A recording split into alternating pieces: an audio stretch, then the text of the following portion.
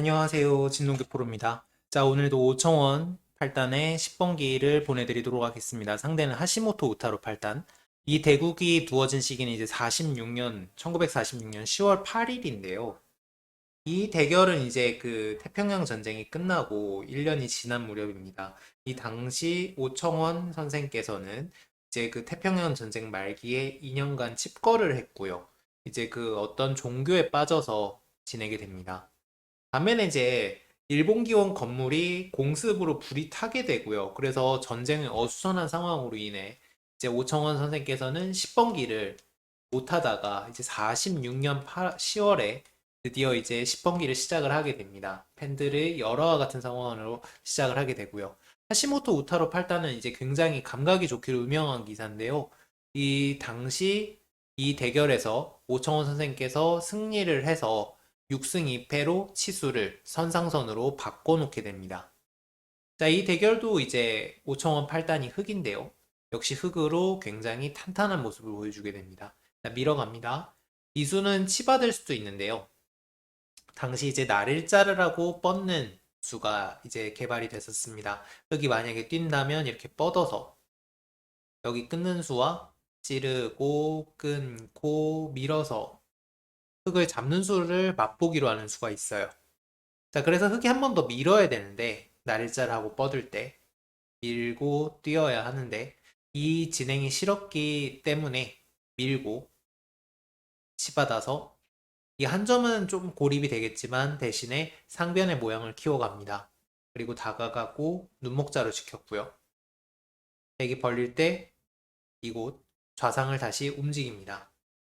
자, 여기서 이제 백이 치받고 치받을 때 구자를 두는데요. 이 수는 역시 지금 덤이 없기 때문에 바둑을 복잡하게 만들겠다는 뜻입니다. 이게 이제 장기전으로 가면은 승산이 없기 때문에 오청원 선생을 상대로 한 대국자들은 백으로 이런 진행을 많이 선보이게 됩니다.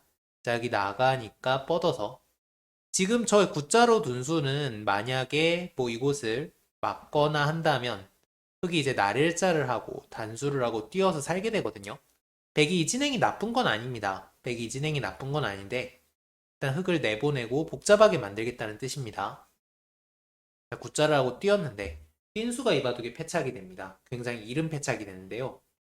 5천원 10번기에서는 묘수가 거의 등장을 하지 않습니다. 그리고 백으로는 몰라도 흑으로는 특히 묘수를 두는 걸 좋아하지 않는데 여기서는 찌르고 막을 때 젖혀가는 수가 좋은 수였습니다. 실전을 보기가 쉽지가 않죠.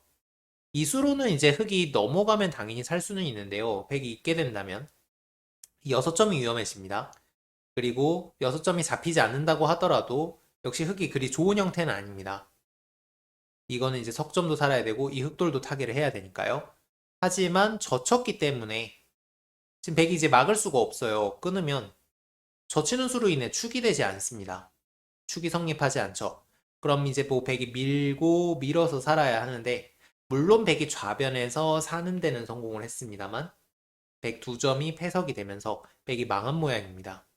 결국은 잊고 단수치고 이어서 진행을 해야 했는데 자연스럽게 흑이 넘어가면서 이게 뭐 흑이 일단 살아버렸기 때문에 백이 닥쳤던 개가 지붕을 쳐다보는 격이 돼버렸고요.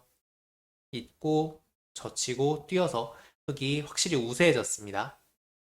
자, 그리고 뛰어서 이곳을 키우고 있고요. 붙여갑니다. 지금 눈목자에 한 칸까지 띄어져 있기 때문에 귀에 맛이 없다고 보고 활용. 지금 계속되는 이제 세트 플레이인데요. 이 붙임이 있기 때문에 하변을 받을 때 계속해서 옆구리를 붙여갑니다.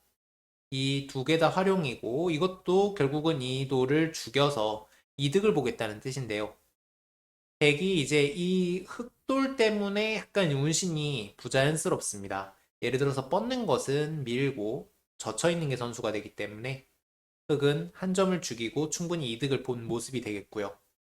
실전은 위로 젖혔는데 아래로 뻗고 젖혀가자 계속해서 흑이 활용을 하고 있는 모습입니다. 그 사이에 저쪽 치중을 간 것도 이제 굉장히 기분 나쁜 수인데요.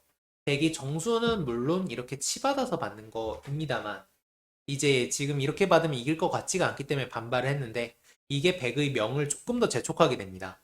흑은 당장 끊지 않고 젖혀가게 되고요. 자, 젖히고 밀어가니까 지금 이거 끊는 게 남아서 백이 상당히 곤란해졌습니다. 결국 붙여서 나왔는데 여기서 백은 두 수를 쓰면서 오히려 지금 발이 느려졌고요.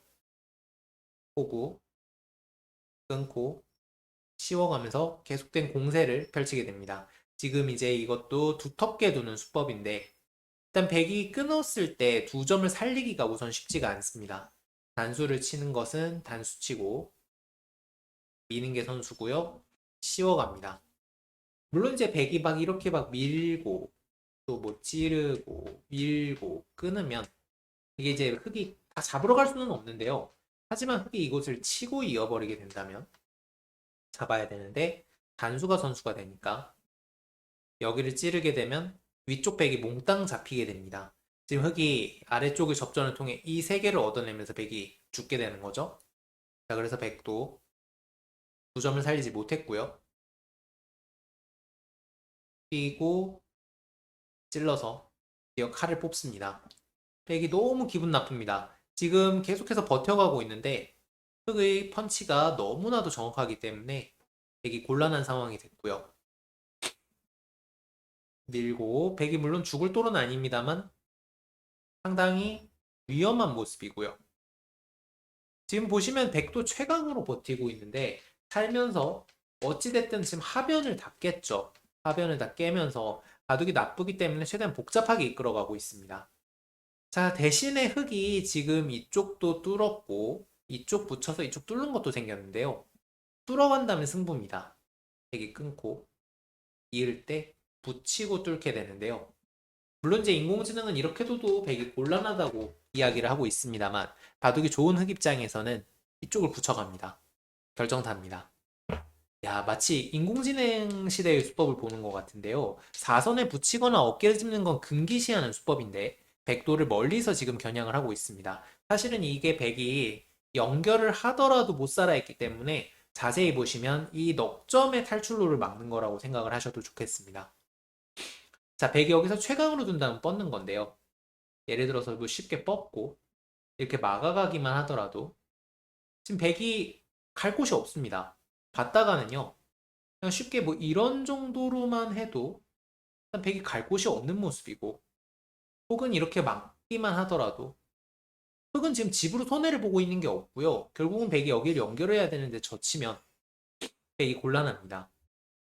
자, 실전은 이쪽을 뻗고 그 다음에 이쪽을 젖혀갔는데 흑이 젖히니까 결국 흑은 이 도를 끊겠다고 협박을 하면서 본래의 목표인 상변에 집을 짓는 목표를 거의 완수하고 있는 모습이고요. 이으니까 차마 손을 빼지 못하고 여기를 지킵니다. 하지만 막아가자 흑이 굉장히 많이 이긴 바둑이 되어버렸습니다. 지금 백이 뭐 타개를 하는 와중에 하변을 깨긴 했습니다만 상변의 집이 저렇게 크게 나서는 차이가 많이 벌어져 버렸네요. 아, 오늘 이 바둑도 역시 오청원 선생의 실력을 굉장한 실력을 볼 수가 있었고 흑으로는 굉장히 탄탄하게 두면서 완승을 거두고 있습니다. 자, 오늘 강의 여기까지입니다. 다음 시간에 또 만나요. 안녕.